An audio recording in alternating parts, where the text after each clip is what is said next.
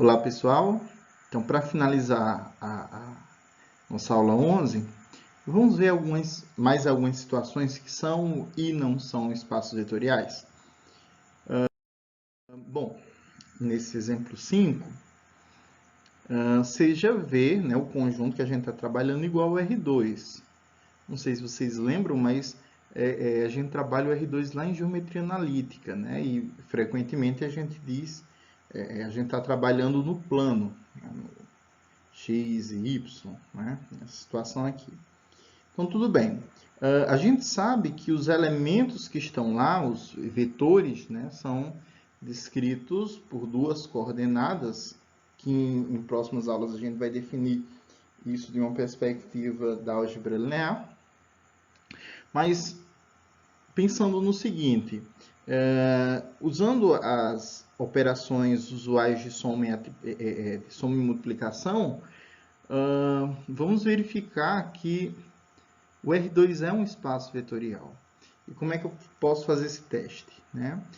Bom, eu percebo que ao somar U mais V, né, eu sei que U é descrito por esses dois elementos, né, x1 e x2, poderia ser y e x, enfim, não importa.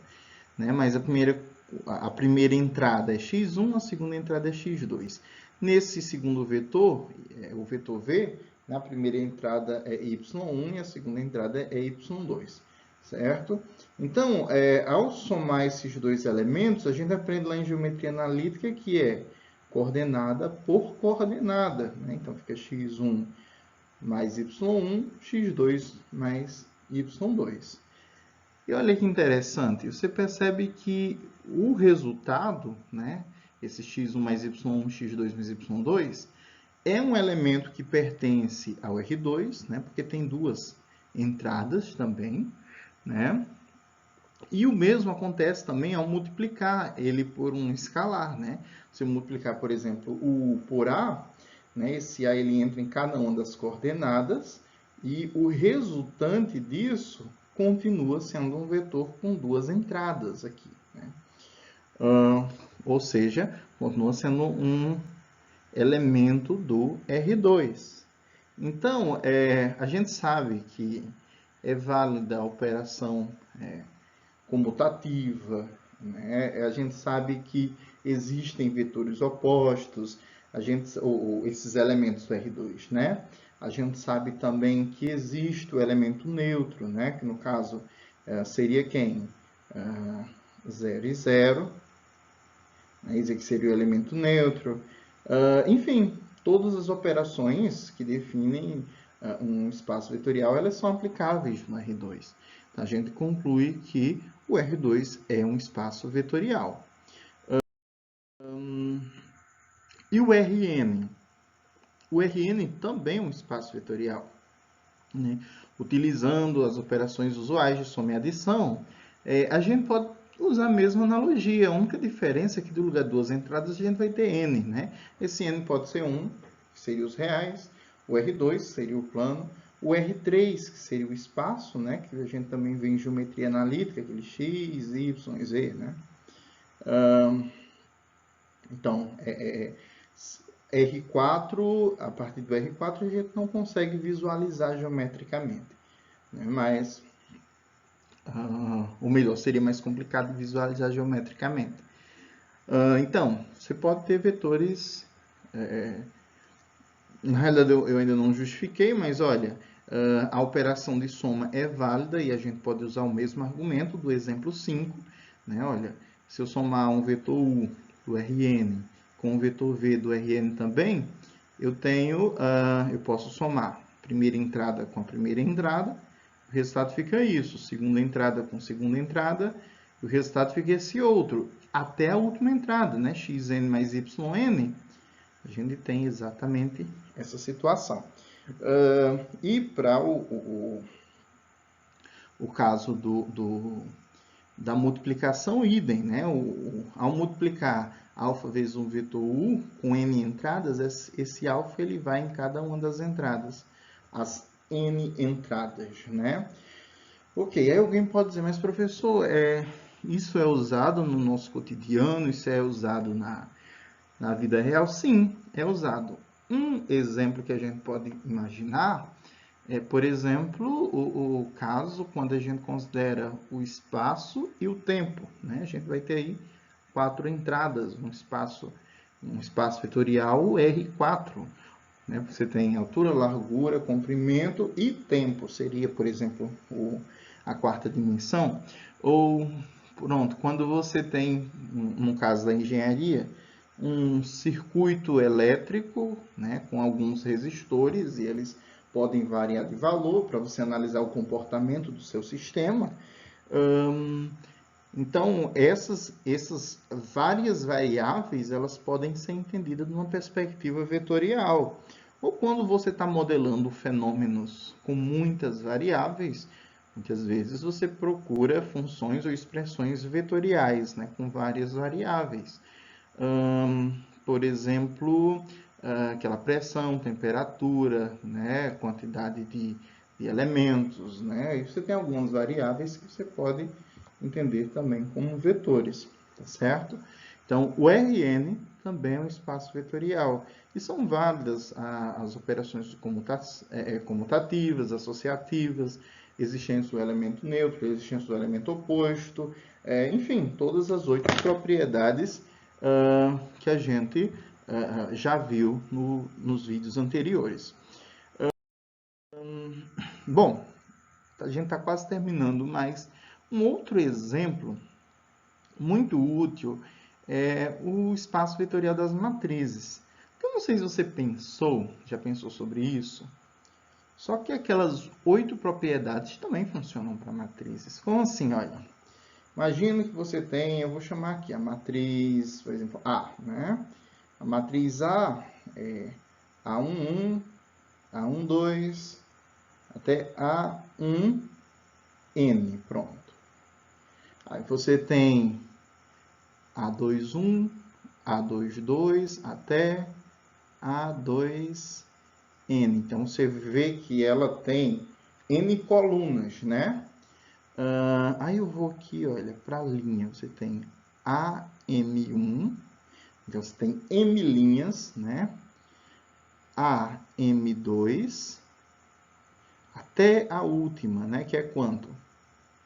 AMN. Então, você tem aqui uma matriz com M linhas e N colunas, tá bom? E eu pego uma outra matriz chamada de B, por exemplo.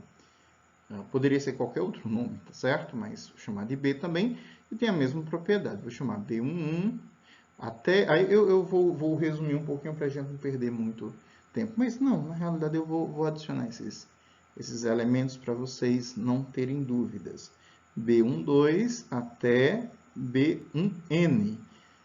B21, B22 até B2N. E aqui a gente tem BM1, BM2 até BMN, tá bom? Ok. Tem uns 3 pontinhos aqui, né? Pronto, ok. Essa matriz também é de ordem M por N. Então, a gente está analisando aqui um conjunto de matrizes de ordem M por N. Por exemplo, poderia ser matrizes 2 por 2, no caso de M igual a 2 e N igual a 2 simultaneamente.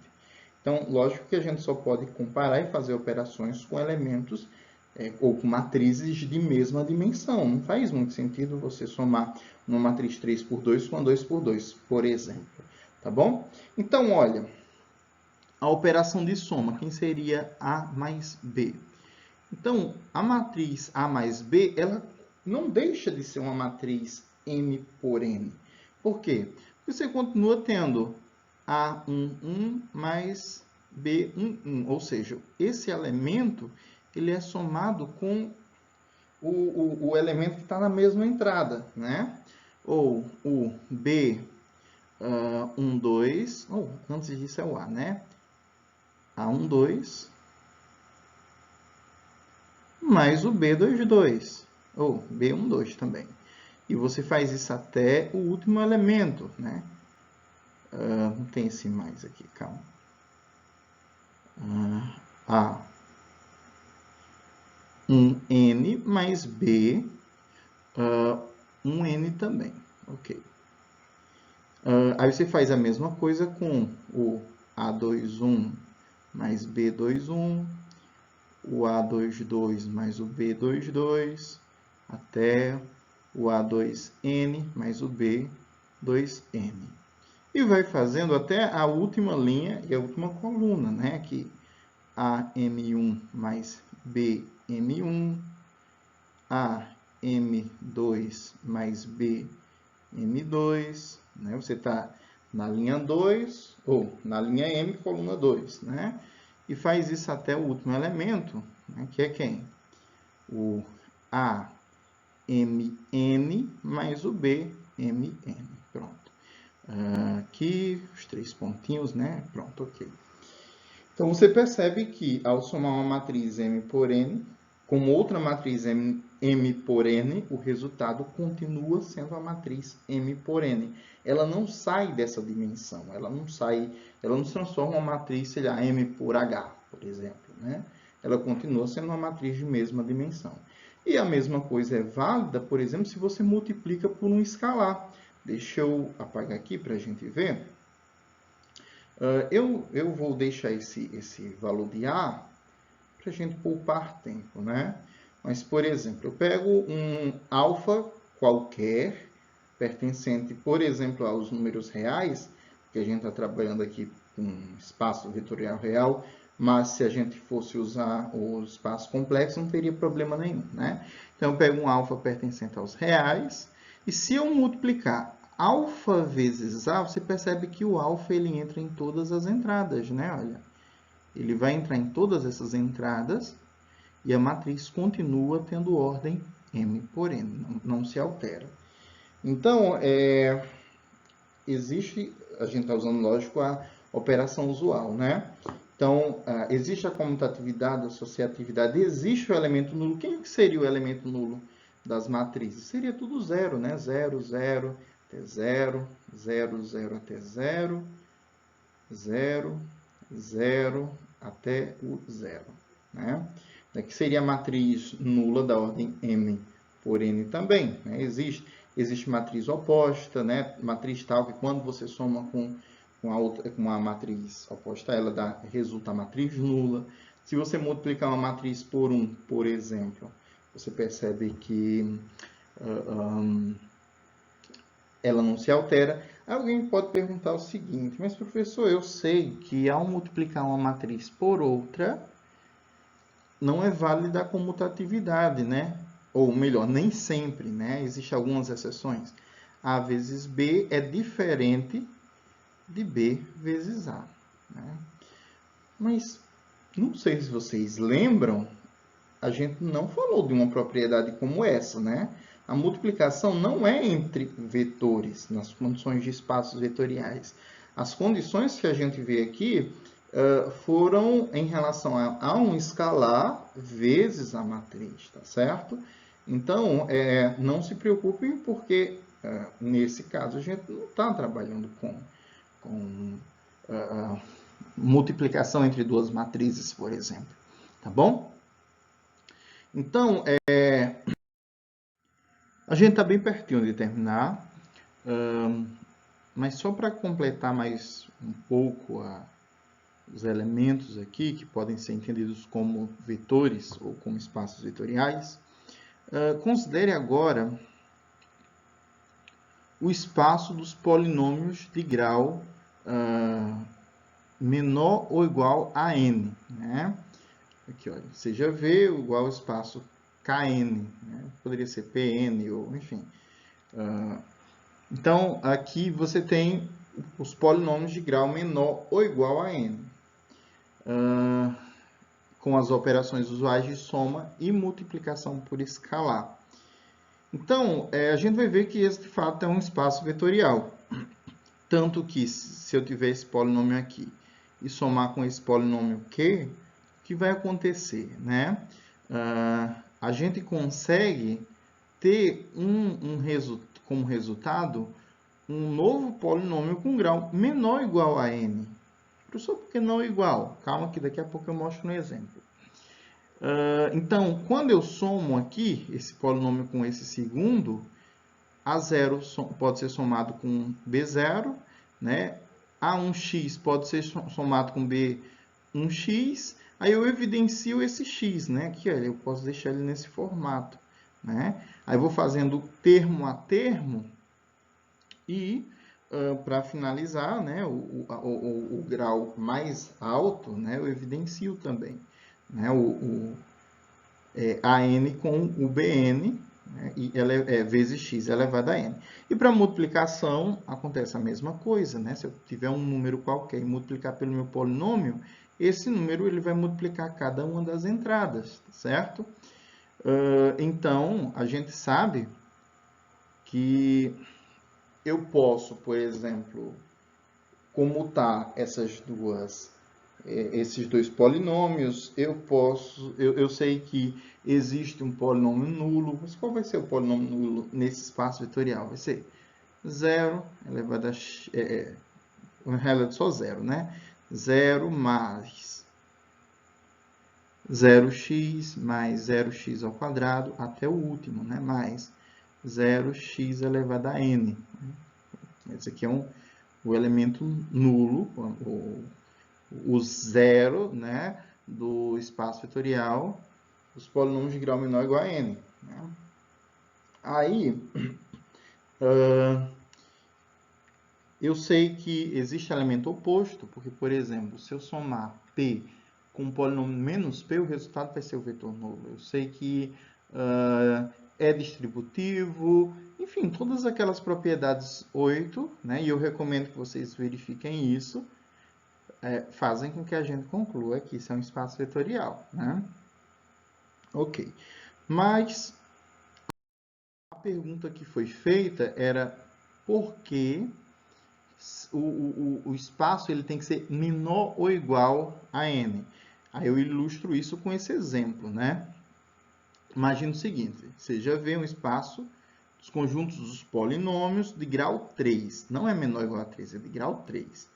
Né? Com as operações usuais de adição e multiplicação por escalar. Vamos verificar se ele é um espaço vetorial. Então, para verificar, basta, para mostrar, eu tenho que demonstrar todas aquelas propriedades. Mas, para verificar que é uma situação falsa, basta um contra-exemplo, né? Deixa eu dar um seguinte contra-exemplo. Imagina que você tem um polinômio p de x, representado dessa maneira, seja 1 mais 2x mais 3x ao quadrado, mais 4x a terceira. Né? A gente tem um polinômio de grau 3, porque é o termo mais alto, né? A potência mais alta. Ok. Aí um polinômio q de x,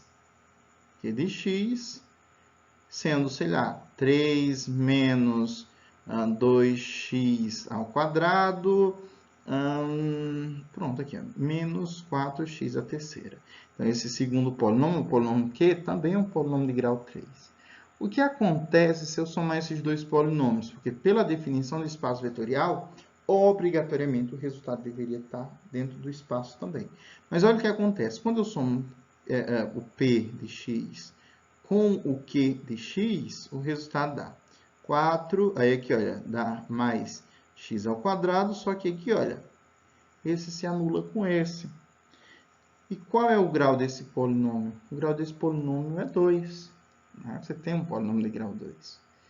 Então, nesse caso, você percebe que, vamos dizer assim, o grau diminuiu. Ah, alguém pode dizer, professor, mas, por exemplo, eu poderia ter 0 vezes x a terceira. Sim, mas nessa lógica você poderia ter 0 vezes x elevado a 1000. E o polinômio ele não seria de grau 1000, tá entendendo? Então, a gente diz que o grau do polinômio está associado ao coeficiente não nulo. Né? Então, a maior potência que está associada ao coeficiente não nulo, que nesse caso, né, é x ao quadrado, que está aqui associado ao coeficiente 1. Então, esse polinômio não é de grau 3, então ele caiu aí a ordem, né? E logo não está num espaço obrigatoriamente de grau 3. Então, dessa maneira, a gente conclui que isso não é um espaço vetorial. tá certo? Então, aqui, resumindo tudo. Espaços vetoriais são conjuntos munidos de duas operações, soma e produto, que podem ser usuais ou não, e dentro dessas propriedades, ou dentro dessas duas operações, você vai ter 8 propriedades que devem ser cumpridas todas, né? E a gente viu também que, por exemplo, os números racionais, no corpo dos racionais é um espaço vetorial, os reais no corpo dos reais também é um espaço vetorial, o R2, o R3, o Rn são espaços vetoriais. Além disso, as matrizes de ordem M por N, né, o conjunto das matrizes de uma determinada ordem, pode ser considerado como espaço vetorial, bem como os polinômios de grau menor ou igual a n, são espaços vetoriais, tá bom? Então, aqui são só alguns exemplos, existem muitos outros. Por exemplo, os espaços vetoriais das funções. É possível, né? Só que não vai ser objeto da nossa disciplina, porque esses conjuntos têm dimensões infinitas e não é objeto do nosso estudo, tá certo? E na próxima aula, só lembrando, a gente fala um pouquinho mais sobre dimensões. Na realidade, a gente define o que seria a dimensão, né? Teve esse caso, né? Esse exemplo do espaço vetoriais das funções. Mas existe outro, por exemplo, o espaço das soluções dos sistemas lineares homogêneos. Né? É possível também ser entendido como um espaço vetorial e deve existir muitos outros, tá certo? Um abraço, se cuide e bons estudos.